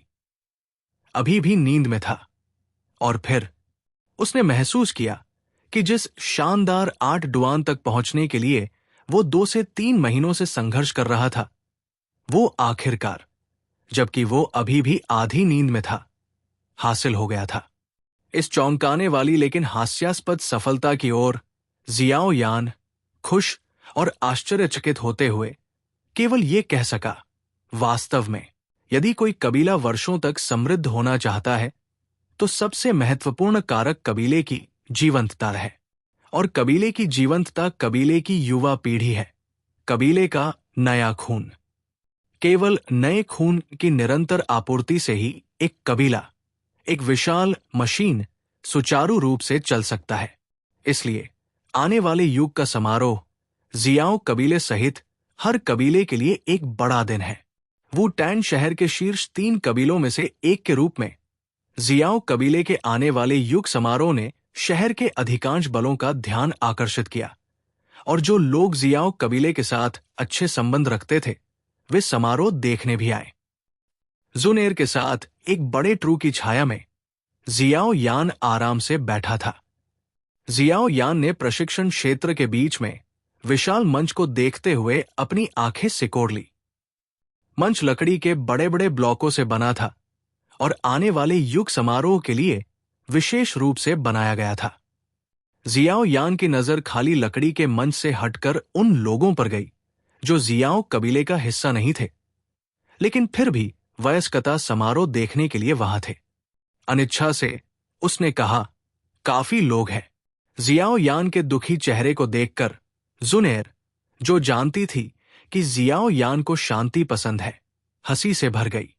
जियाओ यान की हंसी की आवाज के साथ ही जुनएर ने जियाओ यान की आरोप लगाने वाली नजर को महसूस किया और जल्दी से अपना मुंह बंद कर लिया। जियाओ यान को देखते हुए उसकी आंखों में हल्के सुनहरे रंग की चमक दिखाई दी। इससे पहले कि वो कहे, जियाओ यान गेगे 8 डुआन क्यू तक पहुंच गया। जियाओ यान ने यह सुनकर अपना सिर उसकी ओर झुकाया और महसूस किया कि जुनएर के आसपास रहते हुए वो कोई रहस्य नहीं रख सकता। उदास दिल से उसने कमजोरी से सिर हिलाया। जियाओ यान की ओर देखते हुए उसकी आंखों में हल्के सुनहरे रंग की चमक दिखाई दी। फिर उसने कहा, जियाओ यान गेगे 8 डुआन क्यू तक पहुंच गया। जियाओ यान ने यह सुनकर अपना सिर झुकाया और उसे एहसास हुआ कि जुन एर के आसपास रहते हुए वो कोई रहस्य नहीं रख सकता। उदास दिल से उसने कमजोरी से सिर हिलाया। जियाओ यान की ओर देखते हुए जियाओ यान की नजर में चमक के साथ, जियाओ यान की नजर में, जियाओ यान की नजर में, जियाओ यान की नजर में, जियाओ यान की नजर में, जियाओ यान की नजर में, जियाओ यान की नजर में। जिया जुन एर के शांत स्वभाव के बावजूद जियाओ यान को सिर हिलाते हुए देखकर उसने आश्चर्य का भाव दिखाया। जुन एर को एक सफेद आंख देते हुए जियाओ यान का चेहरा अचानक बदल गया। लकड़ी के मंच के पास एक महिला खड़ी थी जो लाल पोशाक में लिपटी हुई थी और अपने बगल में लोगों से बातें कर रही थी। लोगों का एक घेरा उसे घेरे हुए था, जिससे वो जिस जगह पर थी वो मंच के चारों ओर सबसे लोकप्रिय घेरा बन गया। ये लाल पोशाक वाली महिला जो सभी को आकर्षित कर रही थी, वो कोई ऐसी थी जिसे जियाओ यान ने पहले भी देखा था। वो प्राइमर नीलामी घर की शीर्ष नीलामी करता या फी थी। या फी की पानी के सांप जैसी कमर पर अपनी नजर टिकाए हुए जियाओ यान ने चुपचाप अपनी राय दी। वाकई सुंदर। जियाओ यान की नजर थोड़ी देर के लिए याफी पर टिकी रहने के बाद जुन एर का दुखी कुबड़ उसके बगल से आया। अहम। अपनी आंखें झपकाते हुए जियाओ यान ने धीरे से अपनी नजरें हटा ली ताकि वह याफी को न देख रहा हो, और दुखी जुन एर को देखकर मुस्कुराया। क्या तुम्हें पता है कि प्राइमर ऑक्शन हाउस हमारे कबीले के वयस्क होने के समारोह में आया था? जियाओ यान को एक बुरी नजर से देखते हुए जो ऐसा व्यवहार कर रहा था जैसे कुछ हुआ ही न हो, जुन एर ने भावहीनता से कहा, जियाओ कबीले और प्राइमर ऑक्शन हाउस के बीच हमेशा से अच्छे संबंध रहे हैं, तो याफी इतनी बड़ी बात क्यों कर रही है? इसके अलावा इस महिला के संचार कौशल की पुष्टि वुडटैन शहर के सभी लोगों द्वारा अविश्वसनीय रूप से की गई है। उसकी सुंदरता के लिए उससे दोस्ती करने वाले कुछ युवा मास्टर्स ने उस पर अविश्वसनीय मात्रा में पैसा खर्च किया है, लेकिन अंत में उन्हें कुछ भी नहीं मिला। अगर जियाओ याओ गेगे उसे आकर्षित करने की कोशिश करना चाहती है तो मैं केवल यही कह सकता हूं कि सावधान रहें, और जुन एर आपको उन चीजों के लिए कोई पैसा उधार नहीं देगी। ये सुनकर जियाओ यान ने कड़वाहट से मुस्कुराते हुए कहा, भले ही मैं उन चीजों के बारे में सोच रहा हूं, लेकिन इसके लिए उसे कम से कम मुझे स्वीकार करना होगा। तुम्हें पता है कि वह मुझसे कम से कम 7 से 8 साल बड़ी है ना? क्या कुछ महिलाओं को यह पसंद नहीं होता? ऐसा कहते हुए जुन एर ने मुस्कुराते हुए कहा। सूखी खांसी के साथ जियाओ यान केवल हार मान सकता था और लोगों के उस घेरे को फिर से नहीं देख सकता था। हाँ, वो वापस क्यों आई है? ये देखकर कि जियाओ यान अब वहां नहीं देख रहा था, जुन एर ने बात को आगे बढ़ाना बंद कर दिया और थोड़ी देर की खामोशी के बाद उसने जोर से कहा, कौन? जुन एर की निगाहों का अनुसरण करने के बाद जियाओ यान की भौहें धीरे धीरे सिकुड़ गई। दोनों की निगाहें एक लड़की की ओर इशारा करती है जो स्कूल की वर्दी पहने हुए थी और वर्तमान में एक पेड़ पर झुकी हुई थी। उसकी कमर पर तलवार लगी हुई थी। वो काफी लंबी थी और सबसे खास बात थी उसकी लंबी टांगे, जो इतनी सेक्सी थी कि या फी की टांगे भी उसकी तुलना में फीकी लग रही थी। जियाओ ये? लंबी लड़की को घूरते हुए जियाओ यान ने पूछा, क्या वो जियानान अकादमी में प्रशिक्षण के लिए नहीं गई थी? वो वापस क्यों आई? जुन एर ने चिढ़ाते हुए अपने कंधे उचकाए। जियाओ यान गेगे, इस बार तुम्हें कुछ परेशानी हो सकती है। अपना मुंह खोलते हुए जियाओ यान ने अपने जलते हुए माथे को रगड़ते हुए कहा, ये अनियंत्रित महिला बहुत परेशान करने वाली है। अरे, मैंने बस इतना ही किया कि गलती से पीछे के पहाड़ों में उसके नहाने के स्थान पर ठोकर खा गया और गलती से उसके पैरों को छू लिया। उसके बाद उसने 1 साल तक मुझे मारने की कोशिश की।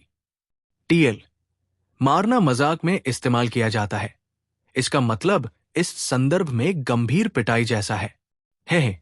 किसी लड़की के शरीर को लापरवाही से नहीं छुआ जाना चाहिए। जियाओ यान की कहानी सुनकर जुनेर ने अपना मुंह ढक लिया और हंसने लगी। अचानक उसे याद आया कि कैसे जियाओ यान ने रात के दौरान उसकी मदद की थी और उस दौरान उसके शरीर के संपर्क में आया था, जिससे उसके चेहरे पर लालिमा आ गई थी। जियाओ यान ने ठंडे मुस्कान के साथ अपने होठों को सिकोड़ लिया। वो महिला जियाओ निंग की बहन है और वे दोनों अच्छे लोग नहीं हैं। उस कमीने की मुझसे दुश्मनी आंशिक रूप से उसकी वजह से है। दूर जियाओ यू ने दोनों को उसके बारे में बात करते हुए महसूस किया और जियाओ यान को दूसरे पेड़ के नीचे पाया। एक हल्के झटके के बाद उसने अपनी भौहें सिकोड़ ली, क्योंकि उसके चेहरे पर अरुचि और तिरस्कार की भावना उभर आई। एक विराम के बाद जियाओ यू ने अपनी आकर्षक लंबी टांगें हिलाई और जियाओ यान की ओर चलने लगी।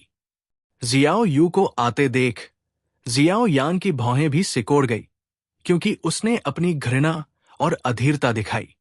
हाँ जियाओ यान, मैंने कभी नहीं सोचा था कि मैं वह दिन देखूंगा जब तुम अपनी स्थिति बदलोगे। ये वाकई आश्चर्यजनक है।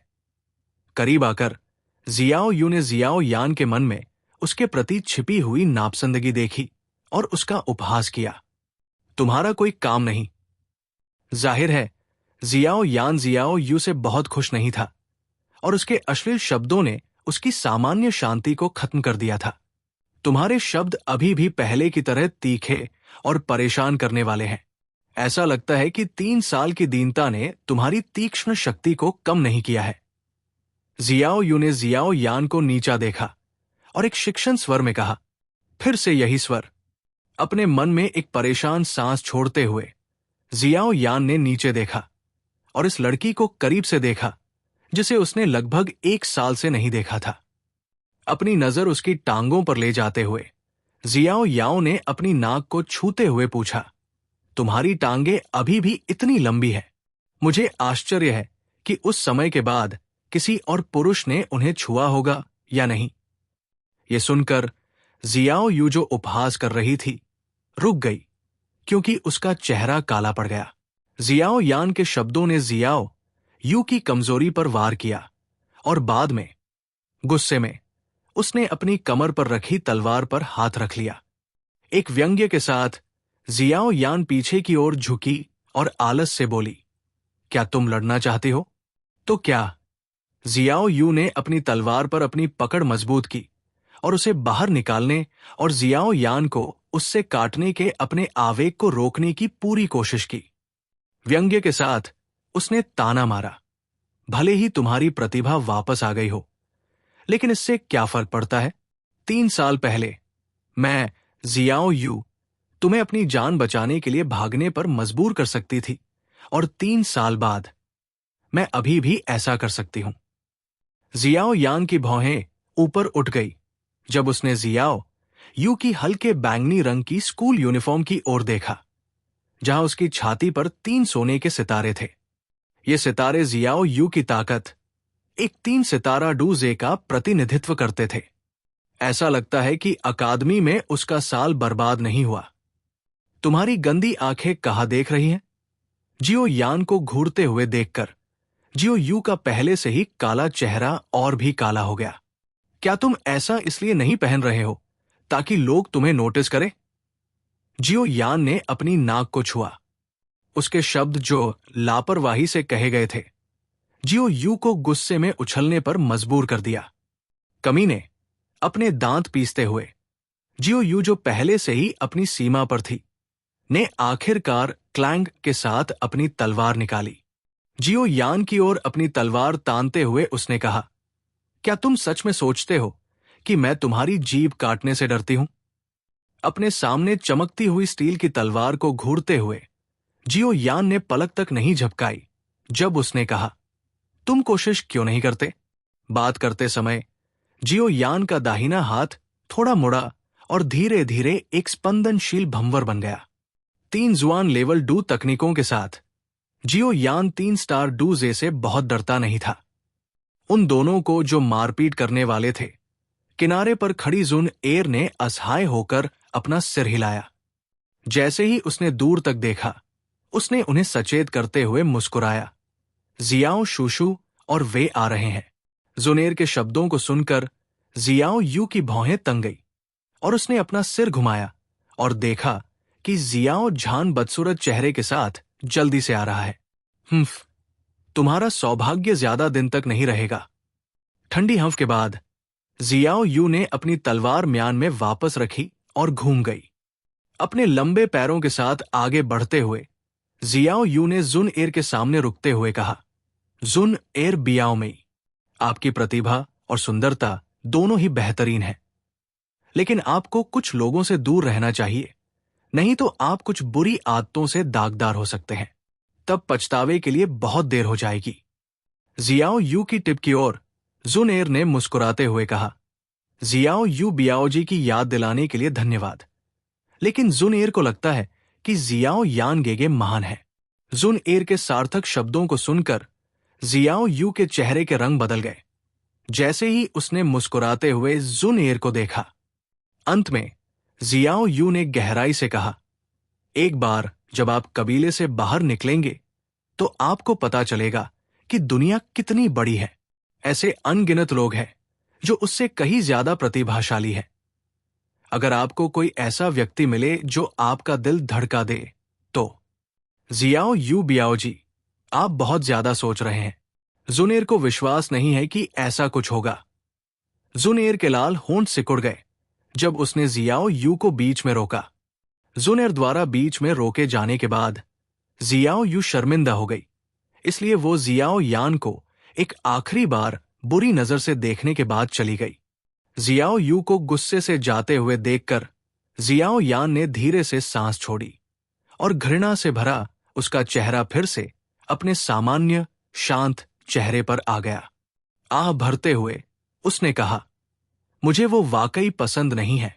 ये सुनकर जुनेर ने हंसते हुए अपना मुंह ढक लिया। मैं वास्तव में उत्सुक हूं कि वो हमेशा जियाओ यान गेगे के खिलाफ क्यों जाती है, भले ही आप गलती से उसके नहाने के स्थान पर ठोकर खा गए हों। लेकिन उसे आपके खिलाफ इतना नहीं होना चाहिए था, है ना? मुझे कैसे पता? जियाओ यान ने मासूमियत से कंधे उचकाए और फिर जियाओ झान और उसकी ओर चल रहे कुछ और लोगों की ओर देखा। यानेर, क्या तुम ठीक हो? जियाओ यू कहाँ है? जल्दी से चलकर और सुरक्षित जियाओ यान को देखकर जियाओ झान ने सांस छोड़ते हुए पूछा।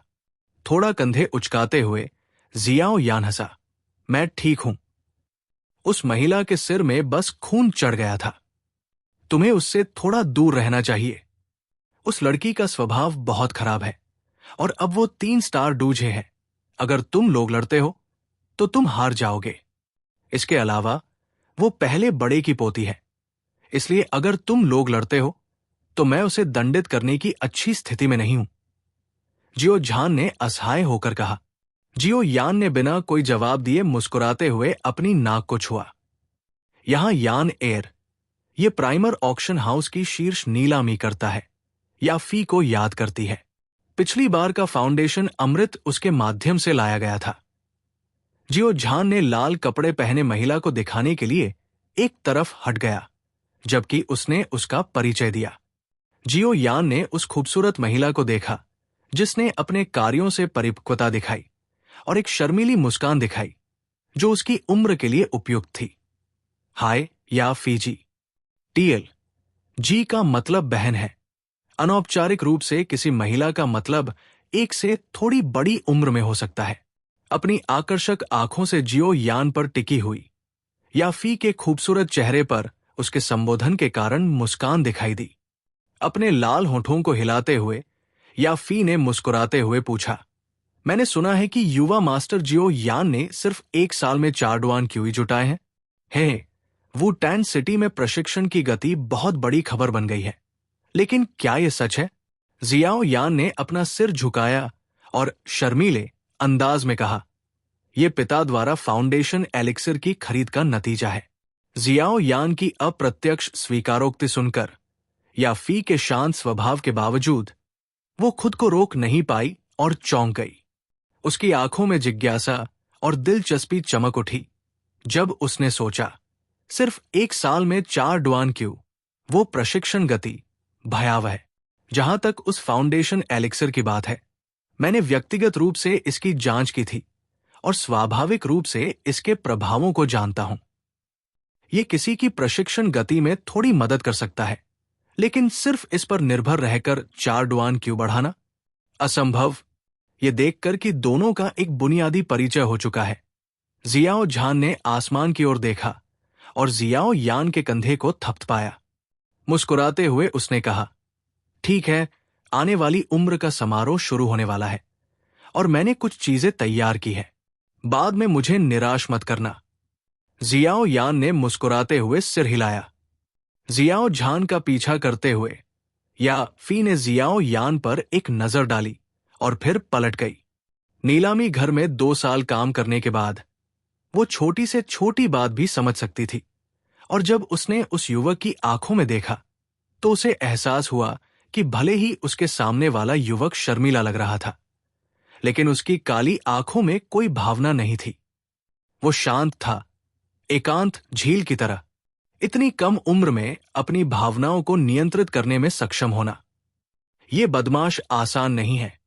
पलटते हुए या फी के दिमाग में ये विचार गूंज उठा, वयस्कता समारोह में इतने सारे अलग अलग चरण थे और ये इतना जटिल था कि इससे किसी का सिर दुखने लग सकता था। मंच के नीचे बैठे जियाओ यान ने मंच पर बैठे युवक को देखा जिसे गुड़िया की तरह घुमाया जा रहा था। वो अपने माथे को रगड़ने से खुद को रोक नहीं पाया और अपने बगल में जुन एर से कहा, ये वयस्कता समारोह, ये निश्चित रूप से एक यातना है। जियाओ यान के उदास चेहरे को देखते हुए जुन एर ने मुस्कुराते हुए कहा, इसमें कोई मदद नहीं कर सकता। ये ऐसे नियम हैं जो प्राचीन काल से चले आ रहे हैं और यहां तक कि जियाओ शूशु भी इन्हें बदलने की हिम्मत नहीं करेगा। जियाओ यान ने कमजोरी से सिर हिलाते हुए आह भरी। ठीक जब वो सोने ही वाला था तो उसकी भौहें ऊपर उठ गई, क्योंकि उसे लगा कि कोई उसे देख रहा है। अपनी आंखें सिकोड़ते हुए उसने मंच के बाई ओर देखा। वहां जियाओ निंग खड़ा था, जो जुन एर और जियाओ यान को देखकर ईर्ष्या से भरा हुआ था। जब उसने जियाओ यान को देखा तो उसने जल्दी से अपनी मुट्ठी ऊपर उठाई, आक्रामक रूप से। बेवकूफ। हल्के से ये शब्द कहते हुए जियाओ यान की नजर थोड़ी बाई ओर जियाओ यू पर गई, जो जियाओ निंग के बगल में खड़ी थी। उसकी आंखें उसकी लंबी और सेक्सी टांगों पर तब तक घूमती रहीं जब तक कि उसका चेहरा हरा नहीं हो गया। फिर उसने आखिरकार एक ठंडी मुस्कान के साथ दूसरी तरफ देखा। बगल से जुन एर जियाओ यान की हरकतों को देखते हुए खुद को देखकर मुस्कुरा रही थी, थोड़ी असहाय महसूस कर रही थी। जब जियाओ यू की बात आई तो जियाओ यान अपनी सामान्य शांति खो बैठा और हमेशा उसे तब तक उकसाता रहा जब तक कि वो पूरी तरह से पागल नहीं हो गई। ठंडी लकड़ी की कुर्सी पर लेटे हुए जियाओ यान अपनी आंखें बंद करके इंतजार करते हुए अपने बगल में बैठी युवती की मीठी खुशबू का आनंद ले रहा था। जब वयस्कता समारोह लगभग आधे रास्ते पर पहुंच गया तो आखिरकार जियाओ यान की बारी आई। मंच से चिल्लाने की आवाज सुनकर अतिथि मंच पर मौजूद सभी लोग जियाओ यान को या तो उत्सुकता या संदेह भरी नजरों से देखने लगे। उनमें से ज्यादातर के लिए जियाओ कबीले के वयस्क होने के समारोह में आने का एक बड़ा कारण ये था कि वे उस युवा को देखें जिसने वो टैन शहर में इतना हंगामा मचाया था, और ये देखना था कि क्या वो अफवाहों में वर्णित है। जियाओ यान ने धीरे से अपनी आंखें खोली और चारों ओर से घूरने से उसे ऐसा लगा जैसे वह चिड़ियाघर में एक बंदर है, जिससे उसने हार मानकर अपना सिर हिला दिया। एक हल्की आह और एक निष्क्रिय चेहरे के साथ जियाओ यान ने सभी की निगाहों के नीचे धीरे धीरे मंच पर कदम रखा। वयस्क होने का समारोह दूसरे बड़े जियाओ यिंग द्वारा आयोजित किया गया था। हालांकि दूसरे बड़े ने कभी जियाओ यान को अपनी सहानुभूति नहीं दी, लेकिन वो शायद ही कभी जियाओ यान को परेशान करने के लिए अपने रास्ते से हट गया। इसके अलावा प्रारंभिक परीक्षा के दिन से ही वो काफी नरम हो गया था। कम से कम जो तिरस्कार पहले उसके चेहरे पर स्पष्ट रूप से दिखाई देता था, वो अब पुराने झुर्रियों वाले चेहरे पर दिखाई नहीं दे रहा था। अपनी आंखों में एक जटिल भाव के साथ जियाओ यिंग ने अपने दिल में एक आह भरी जब उसने इस युवा को देखा जिसने उसके जीवन में तालिकाओं को उलट दिया था। जियाओ यान की ओर चलने से पहले समारोह के लिए आवश्यक सामग्री लेते समय उसका चेहरा थोड़ा कांप उठा। दूसरे बुजुर्ग को अपनी ओर आते देख जियाओ यान को पिछले उधम मचाने वाले और उबाऊ समारोह की याद आ गई और उसे माइग्रेन हो गया। एक कड़वी मुस्कान के साथ उसने अपनी आंखें बंद कर ली और अपने भाग्य का इंतजार करने लगा। सभी की नजरों के सामने जियाओ यान आधे घंटे तक एक बेवकूफ की तरह खड़ा रहा, जब तक कि जटिल नौकरशाही का दृश्य आखिरकार खत्म नहीं हो गया। अपने दिल में राहत की सांस लेकर जियाओ यान ने अपनी आंखें खोली। अपने शरीर के चारों ओर विभिन्न मसालों को देखते हुए उसने अपनी आंखें निराशा में घुमाई। सभी जटिल चरणों के समाप्त होने के बाद दूसरे बुजुर्ग ने अपने माथे से पसीना पोंछा और काले पत्थर के स्मारक की ओर मुड़ते हुए चिल्लाया, औपचारिक परीक्षण। औपचारिक परीक्षण पिछले महीने के परीक्षण के समान ही था, जो कि केवल एक प्रारंभिक परीक्षण था। पिछले परीक्षण का उद्देश्य कबीले के कुलीनों को चुना जाना था, ताकि वे मुख्य मंच पर वास्तविक वयस्कता समारोह में भाग ले सकें, जबकि शेष 7 डुआन और नीचे के कबीले के सदस्यों के लिए केवल एक सरल समारोह होगा, जो कुछ हद तक खराब था। प्रारंभिक परीक्षण की तुलना में समारोह परीक्षण बहुत अधिक सटीक था, क्योंकि इस बार परीक्षण को व्यक्तिगत रूप से 2 सितारा डू ग्रैंडमास्टर जियाओ कबीले के दूसरे बुजुर्ग द्वारा जांचा गया था। इससे पता चला कि वयस्कता समारोह को कितनी गंभीरता से लिया गया था। TL, do J, do master, do grand master. दूसरे बुजुर्ग की चीख के साथ जो लोग अपने दिमाग से ऊब चुके थे, वे अचानक मंच पर अपना ध्यान केंद्रित कर लिया। मेहमानों के मंच पर वहां बैठे लगभग सभी लोग काले कपड़े पहने युवक को घूर रहे थे। आज उनके आने का उद्देश्य ये पुष्टि करना था कि क्या वह युवक जिसने 4 साल पहले पूरे वो तान शहर को हिला दिया था, वो फिर से वो तान शहर को हिला देगा।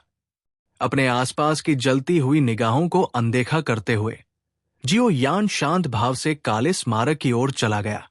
शांत जियाओ यान को देखते हुए दूसरे बुजुर्ग के सूखे हाथ ने काले स्मारक को छुआ, क्योंकि उसकी डू क्यूई की एक स्ट्रैंड को परीक्षण के लिए उसमें धकेला गया था। इसके बाद वो एक तरफ हट गया और बाकी सभी के साथ जियाओ यान को घूरने लगा। भले ही वो पिछले परीक्षण में मौजूद था, लेकिन वो आश्चर्यचकित होने से खुद को रोक नहीं सका। क्या ये बच्चा वास्तव में 7 डुआन क्यूई तक पहुंच गया था? जियाओ यान के प्रदर्शन के सदमे ने विशेष रूप से इस दूसरे बुजुर्ग को प्रभावित किया और उसने विशेष रूप से आने वाले वयस्क समारोह का प्रभारी होने के लिए कहा था, ताकि वो सुनिश्चित कर सके कि वो व्यक्तिगत रूप से जियाओ यान का परीक्षण करे। दूसरे बुजुर्ग की सवालिया निगाहों को अनदेखा करते हुए जियाओ यान के हाथ ने धीरे से काले स्मारक को छुआ। जियाओ यान को स्मारक को छूते हुए देखकर जियाओ यू खुद को रोक नहीं पाई और अपना सिर घुमाते हुए जियाओ निंग से फुसफुसाते हुए बोली, क्या वो वास्तव में 7 डुआन क्यूई तक पहुंच गया था?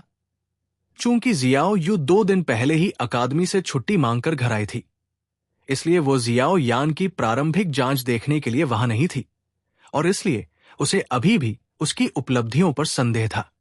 अपनी बहन द्वारा पूछे जाने पर जियाओ निंग ने कड़वाहट से सिर हिलाते हुए कहा, हाँ, उस लड़के ने कुछ ऐसा खाया होगा जिससे उसे सिर्फ 1 साल में 4 डुआन क्यू कूदने में मदद मिली। एक बार फिर अपने सवाल की पुष्टि होने पर जियाओ यू ने झुंझलाहट में अपने पैर पटकते हुए अपने होठों को एक साथ दबाया। प्लेटफॉर्म पर युवक को गुस्से से घूरते हुए उसके खूबसूरत चेहरे ने उसके जिद्दी रवैये को दिखाया, क्योंकि उसने सोचा, मेरे वास्तव में इसे देखे बिना मैं विश्वास नहीं करूंगी कि उस अपंग ने अपनी स्थिति बदल दी है। एक गहरी सांस लेते हुए जियाओ यू ने यह कहते हुए व्यंग्य किया, उस बच्चे ने पिछली बार कुछ किया होगा, लेकिन इस बार दूसरे बड़े द्वारा जांच किए जाने के बाद मैं, इससे पहले कि वो अपना विचार पूरा कर पाती, जियाओ यू का चेहरा कस गया, क्योंकि बाकी शब्द उसके गले में अटक गए। ऊंचे लकड़ी के मंच पर विशाल काला स्मारक चमक रहा था और स्मारक पर सुनहरे शब्द दिखाई दे रहे थे। Do G Q 8 Duan. चुप, सब चुप थे। सबकी आंखें ऊपर काले पत्थर की पट्टिका पर प्रतिबिंबित सुनहरे शब्दों पर केंद्रित थी। मेहमानों के मंच पर जमीन पर गिरते हुए चाय के प्यालों की तीखी स्पष्ट आवाज गूंज रही थी। वो टैन शहर के प्रतिनिधि सभी अचंभित थे। उनके चेहरों पर अविश्वास फैल गया। उनकी यात्रा का उद्देश्य ये पुष्टि करना था कि अफवाहें सच थी या नहीं। अपनी आंखों से देखना कि क्या जियाओ यान ने वास्तव में 1 साल के अंतराल में 4 डुआन क्यूई की छलांग लगाई है। हालांकि उन्होंने जो कुछ देखा था उसने न केवल अफवाहों की पुष्टि की, बल्कि उनकी उम्मीदों को पूरी तरह से पार कर दिया। 1 साल में 4 डुआन क्यूई, अब ये 5 डुआन क्यूई में बदल गया। इस प्रशिक्षण की गति, इसे केवल एक शब्द में वर्णित किया जा सकता है, भयावह। जियाओ कबीले ने एक बार फिर सफलता प्राप्त की है। मेहमानों के मंच पर मौजूद हर कोई अपनी सांस के नीचे बुदबुदाने से खुद को रोक नहीं सका। एक कबीले के सदस्य का 1 साल में 5 डुआन क्यूई की छलांग लगाना जियाओ कबीले का भविष्य उज्जवल दिख रहा था। अगर विकास की यह दर जारी रहती है तो शायद 10 साल में जियाओ कबीले में एक डू हुआंग रैंक का सदस्य होगा। मेहमानों के मंच पर सभी ने एक दूसरे को देखा, क्योंकि उनके दिल इस विचार से भारी हो गए थे। Do Huang. अगर जियामा साम्राज्य के किसी कबीले के पास एक मजबूत डू हुआंग होता तो जियामा साम्राज्य के भीतर उनकी स्थिति आसमान छू जाती। यहां तक कि जियामा साम्राज्य के 3 सबसे बड़े कबीले, प्राइमर कबीले, नालन कबीले और रिटर कबीले, उस कबीले का सम्मान करते थे। आखिरकार पूरे जियामा साम्राज्य में केवल मुट्ठी भर डू हुआंग स्तर के डूजे थे। प्रत्येक डूजे जो डू हुआंग रैंक तक पहुंच गया था, उसके पास स्वर्ग से लेकर महासागरों तक किसी भी चीज को गिराने और आसानी से 10,000 दुश्मनों का सामना करने की शक्ति थी। कोई भी समझदार साम्राज्य परिणामों पर विचार किए बिना डू हुआंग को अपमानित करने की हिम्मत नहीं करेगा। 300 साल पहले जियामा साम्राज्य के एकमात्र डू हुआंग डूझे के परिवार को एक युद्ध के परिणाम स्वरूप मार दिया गया था। परिणाम स्वरूप डू हुआंग ने क्रोध में आकर अकेले ही दुश्मन के 10,000 कुलीन शूरवीरों का नरसंहार कर दिया। दोनों साम्राज्य इस रक्तपात से भयभीत थे। उस क्षण के बाद से डू क्यूई महाद्वीप पर किसी भी साम्राज्य ने डू हुआंग डूझे को अपमानित करने की हिम्मत नहीं की। साथ ही सभी ने देखा कि डू हुआंग कितने डरावने हो सकते हैं। इसलिए जियाओ यान के उपहार को देखने वाले सभी लोगों ने जियाओ कबीले को अत्यधिक ईर्ष्या से देखा। ऊंचे मंच के केंद्र में जियाओ झान भी स्मारक पर सुनहरे शब्दों को अपनी आंखों से थोड़ा खट्टा देख रहा था। थोड़ी देर बाद उसने एक लंबी सांस छोड़ी और अपने काले कपड़े पहने बेटे को कृतज्ञता भरी नजर से देखा। मेरे जीवन का सबसे अच्छा निर्णय यान एयर और मेरे बीच असहजता पैदा न करना था। जियाओ यान के पिता के रूप में जियाओ झान अपने बेटे के स्वभाव से अच्छी तरह वाकिफ थे।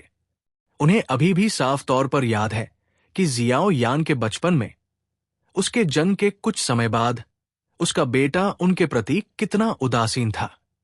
जियाओ यान हमेशा उसे ठंडी नजर से देखता था, जैसे कि वो अपने पिता को नहीं बल्कि किसी अजनबी को देख रहा हो। सौभाग्य से वर्षों से जियाओ झान की ओर ठंडी और अलग थलग नजरें गर्म होती गई, क्योंकि जियाओ झान की देखभाल और प्यार। जब जियाओ यान एक बच्चा था, उस समय को याद करते हुए जियाओ झान कांप उठा। उसके चेहरे पर एक कोमल मुस्कान छा गई।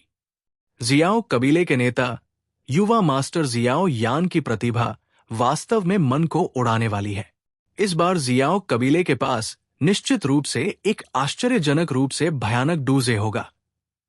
जियाओ झान के बगल में खड़ी या फी की खूबसूरत आंखें उसी व्यक्ति को देख रही थी जिसे जियाओ झान देख रही थी।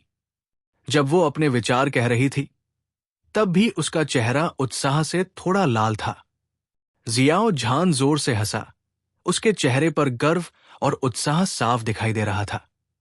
उसने अपने हाथों को एक साथ रखा और याफी को एक विनम्र नजर से देखते हुए उसने जवाब दिया, याफी, उस बच्चे की प्रतिभा कभी कभी बहुत बड़ा आश्चर्य होती है, लेकिन कभी कभी बहुत बड़ी निराशा होती है। तुम ये भी जानती हो कि कैसे वो 3 साल पहले सुर्खियों से गायब हो गया था और अनगिनत कठिनाइयों का सामना किया था। किसी ने नहीं सोचा होगा कि वो अपनी प्रतिभा को फिर से हासिल कर लेगा, लेकिन यहां फिर से ये है। आह! याफी की भौहें उसकी स्त्री मुस्कान के साथ थोड़ी झुक गई। जियाओ यान की प्रतिभा अल्पकालिक थी या नहीं, वो नहीं जानती थी। अभी उसके लिए केवल एक ही चीज मायने रखती थी। वो थी उसकी क्षमता, जो उसके लिए पर्याप्त होगी। नीचे की ओर एक आकर्षक नजर डालते हुए याफी के दिल ने पहले ही एक योजना बना ली थी। भविष्य में वो निश्चित रूप से जियो कबीले के साथ जितना संभव हो सके उतना व्यापार करने आएगी। समारोह मंच के नीचे जियो यू ने कठोर चेहरे के साथ अपना मुंह खोला। वो भारी सांस लेते हुए सदमे में ब्लैक मॉन्यूमेंट को देखती रही। अचानक उसने जियो निंग पर झपट्टा मारा। क्या तुमने नहीं कहा कि वो 7 डुआन क्यूई था? वो कैसे अधिक है? जियो निंग ने 2 बार मुंह खोला और फिर मासूमियत से बुदबुदाया। पिछले महीने वो पहले से ही 7 डुआन था। इस महीने उसे लगता है कि सफलता मिली है। एक महीने में 7 डुआन से 8 डुआन तक जाना, ये कैसे संभव है? भले ही उस बदमाश को उसकी पुरानी प्रतिभा वापस मिल जाए, लेकिन वो इतनी तेजी से प्रशिक्षण नहीं ले पाएगा। जियो यू ने कहा, 1 साल में 5 डुआन कूदना? छोटे बदमाश को मर जाना चाहिए। इस तरह की गति जियानन अकादमी की उस राक्षसी महिला से मुकाबला कर सकती है। मुझे कैसे पता चलेगा? जियो निंग ने दूर से झुन एर को देखते हुए एक कड़वी मुस्कान दी। केवल उसकी निगाहें प्रशंसा की आंखों से नीचे जियो यान पर टिकी हुई थी और उसने उस पर बिल्कुल भी ध्यान नहीं दिया। कमबख्त कमीना, जिस लड़की को वो बाकी सभी से ज्यादा पसंद करता था, उसके द्वारा अनदेखा किए जाने के बाद जियो निंग का दिल ईर्ष्या की आग से जल उठा। अपना सिर उठाते हुए उसने जियो यान पर एक भयंकर नजर डाली जो उसके युवा चेहरे के विपरीत थी।